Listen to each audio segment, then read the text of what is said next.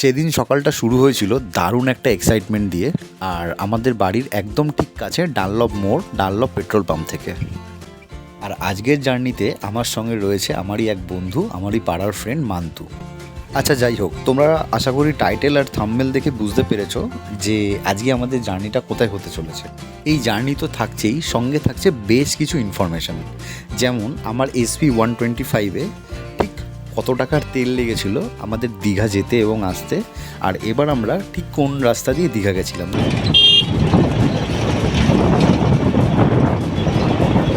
এই যাত্রা সোজা গেলে বর্ধমান, বাদিকে চলে গেলে হচ্ছে আমাদের দীঘা।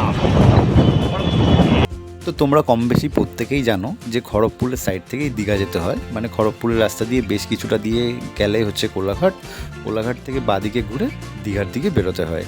তো ওই রাস্তাটুকু তো পুরো ঠিক আছে, কিন্তু আমরা ওখানে গিয়ে মেরিন ড্রাইভের রাস্তাটা ঠিক কোন জায়গাটা থেকে নিয়েছি বা মেরিন ড্রাইভের রাস্তাটা দিয়ে গেলে তোমরা কী কী দেখতে পাবে সে সমস্ত কিছুই রয়েছে এই ভিডিওতে।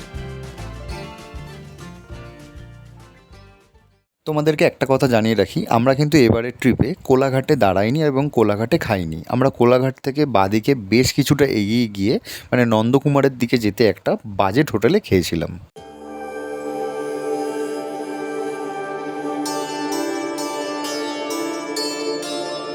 তবে হ্যাঁ, যেখানে আমরা খাওয়া দাওয়া করেছিলাম সেখানে দাম কম থাকলেও খাবার দাবার কিন্তু খারাপ ছিল না, যথেষ্ট ভালোই ছিল। কিন্তু হ্যাঁ, তরকারিটাতে একটু মিষ্টি ছিল, মানে ওদের ওখানে যে কোনো তরকারিতে একটু মিষ্টি দেওয়া হয়, কারণ ওখানকার লোকেরা একটু মিষ্টি জিনিসটাকে বেশি ফেভার করে। তাই ওভারঅল আমাদের খেতে বেশ ভালোই লেগেছে। আমরা খেয়েছিলাম হচ্ছে পেটাই পরোটা। আচ্ছা, যেহেতু এটা আমাদের বাজেট ট্রিপ, তা আমাদেরকে থাকতে হবে একটা বাজেট ফ্রেন্ডলি হোটেলে। তো আমরা কোন হোটেলে ছিলাম আর সেখানে ঠিক কত টাকার বিনিময়ে আমরা ছিলাম সেটাও বলবো। হ্যাঁ, অবশ্য আমরা যেখানটাতে ছিলাম সেটা নন এসি রুম ছিল, কিন্তু হোটেলটা ভালো ছিল আর সি বিচও মোটামুটি কাছেই ছিল। তো আশা করি বন্ধুরা তোমরা এই জায়গাটা দেখে বুঝতেই পেরেছো অনেকে যে এটা কোন রাস্তা বা কোন জায়গা। তো আর কিছুক্ষণের মধ্যে কিন্তু আমরা মেরিন ড্রাইভের রাস্তায় ঢুকে যাব, আর কোন মোড়টা থেকে মেরিন ড্রাইভের রাস্তায় ঢুকবো সে সবটাই তোমাদেরকে বলে দেবো।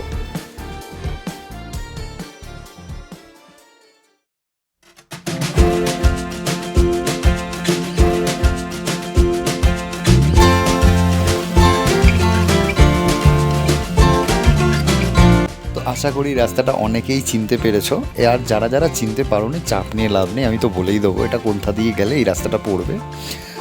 তো আমরা ওই টার্নটা দেখাতে পারিনি, আমার ফোনটা একটু হ্যাং হয়ে গেছিলো বলে, তার জন্য দুঃখিত, সরি।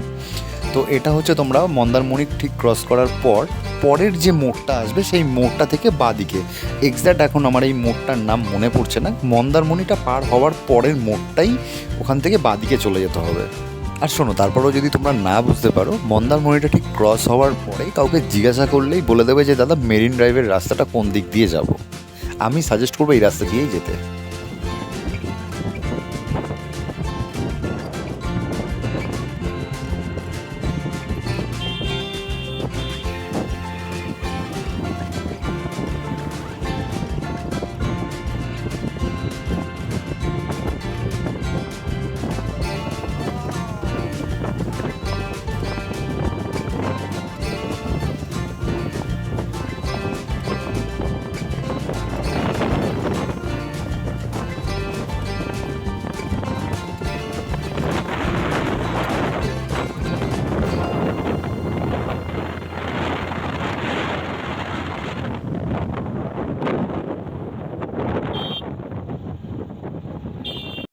তো আশা করি তোমরা কিছুটা বুঝতে পেরেছো যে আমি এই রাস্তাটা দিয়েই কেন যেতে বলছি। এই রাস্তা দিয়ে তো একটা যাওয়ার কারণ হলো একদম সমুদ্রের ধার দিয়ে যাওয়া যাবে, আর দ্বিতীয় কারণ হলো এরকম সুন্দর সুন্দর বেশ কিছু ভালো দৃশ্য তোমরা দেখতে পাবে।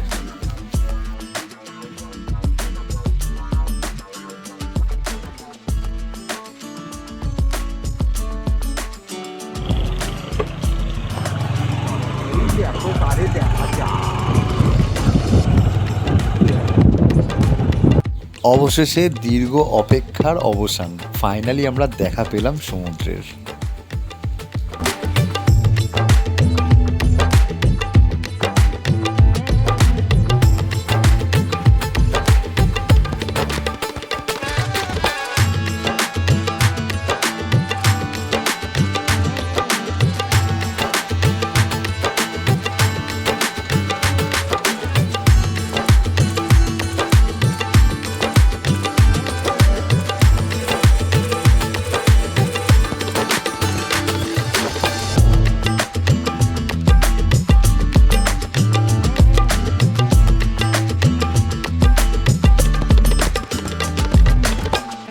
আচ্ছা, সমুদ্রের পাড় দিয়ে যে রাস্তাটা গেছে সেটাকে কিন্তু অল্প রাস্তা ভেবো না, এই রাস্তাটা কিন্তু লম্বায় 4 থেকে 5 কিলোমিটার বা তারও বেশি হবে।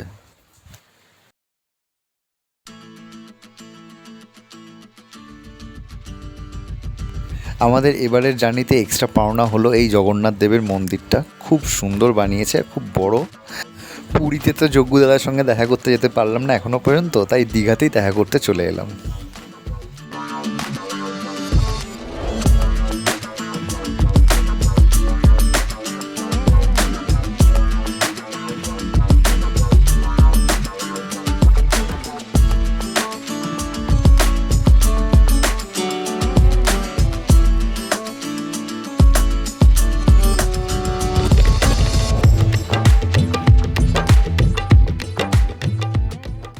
আচ্ছা, এই হলো আমাদের হোটেল যেখানে আমরা ছিলাম। হোটেলের বাইরেটাতে একটা পার্কিং রয়েছে যেখানে বাইক টাইক রাখা যায়, কোনো অসুবিধাই হয় না। এই হচ্ছে ভেতরের এন্ট্রান্স, বাঁদিকেই পড়েছিল রিসেপশন, আর সোজা এগিয়ে গিয়ে বাঁ হাতের যে রুমটা, এই রুমটাতেই আমরা ছিলাম। রুমটা এখন অবশ্য আগোছালো রয়েছে কারণ আমরা ছিলাম। এরকম হচ্ছে রুমের ভেতরটা। রুমটাতে এসি রয়েছে, যদি আপনারা বলেন তোরা এসি চালিয়ে দেবে, তার জন্য ভাড়াটা একটু বেশি পড়বে। আমরা যেহেতু নন এসি রুম নিয়েছিলাম তার জন্য এই হোটেলের ভাড়া আমাদের পড়েছিল 500 একদিনের জন্য। এই হলো টয়লেট, বাথরুমটা ওভারঅল মোটামুটি ঠিকঠাকই আছে। আর হ্যাঁ, তোমাদের যেটা বলার সেটা হলো আমার বাইকে যে টাকাটা তেল লেগেছিল দীঘায় যেতে, আমার মোটামুটি 350 টাকার তেলে আমি দীঘায় পৌঁছে গেছিলাম। হ্যাঁ, একদম ঠিকই শুনছো, আমার 350 টাকারই তেল লেগেছিল। আর টোটাল মানে যাওয়া আসা মিলে কত টাকার তেল লাগলো না লাগলো আমি মন্দিরে যখন ভিডিওটা দেবো তখন আমি তোমাদেরকে জানিয়ে দেবো। তো বন্ধুরা, এই ছিল আমাদের দীঘা জার্নির গল্প। আজকের ভিডিওটা এখানেই শেষ করছি। মন্দিরের ভিডিওটা এখানেই দিতে পারতাম, অনেকটা বড় হয়ে যেত বলে আমি মন্দিরের ভিডিওটাকে আলাদা করে দেব। চলো টাটা আজকের মতন, আবার দেখা হচ্ছে এরকম কোনো একটা ভালো ভিডিও নিয়ে। ভিডিওটাকে ভালো লাগলে একটা লাইক করে চ্যানেলটাকে প্লিজ সাবস্ক্রাইব করে নিয়ে পাশে থাকা বেল আইকনটা প্রেস করতে কিন্তু একদমই ভুলো না।